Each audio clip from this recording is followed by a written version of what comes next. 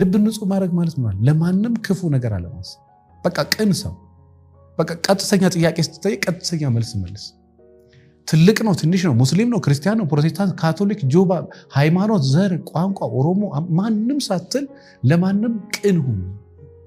በቃ የትኛውም ሃይማኖት የትኛውም ብሔር ቻይናም ህንድም የትም ሰው ለሁሉም በጣም ቅን ልብ፣ ንጹህ ልብ እመነኝ ያልኩ በህይወትም ይዘንበውን ነገር ታያላችሁ። እና እኔ ብዙ ጊዜ እዚህ መጥቶ እኔን እዚህ ያቆመኝ የኔ ብቃት ወይ ደግሞ የትዳር ኤክስፒሪየንስ ወይ ደግሞ ሪሰርች ወይ ደግሞ ትምህርት ይመስለዋል።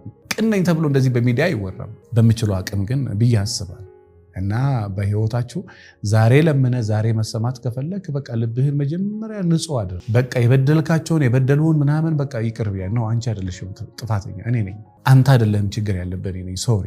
እኔ ስልክ ላይ እንደዚህ መርጬ ያስቀየምኩት ሰው ማን ይሆን ብዬ በቃ ይቅርታ ለመጠየቅም ልክ ስደውል ተሰድቤ ተነቄ ምንም ተብዬ ያውቃል። በቃ እሺ ሶሪ በቃ አጥፍቻለሁ፣ በማወቅም ባለማወቅ ከኔ በተሻለ እግዚአብሔር ይካስሽ፣ ከኔ በተሻለ እግዚአብሔር ይካስ ብዬ ዘግቼ ያውቃል።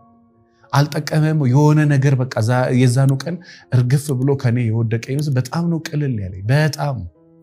ስለዚህ የመጀመሪያም የመጨረሻው በጣም ንጹህ ልብ ይኖራችሁ። ከዛ ውጪ ስትጸልዩ መልሶቻችሁን ወዲያው ማግኘት ከፈለጋችሁ አንተ ለምነ አንተ በጠበቅከው መንገድ መልስ ካገኘ እሱማ አንተ ነው ጎትተህ የምትወስደው ማለት ነው። እኔ ለምሳሌ ይሄንን ኮምፒውተር እግዚአብሔርን የሆነ ነገር ብዬ ለመንኩት መዝጋት እንደዚህ ነው።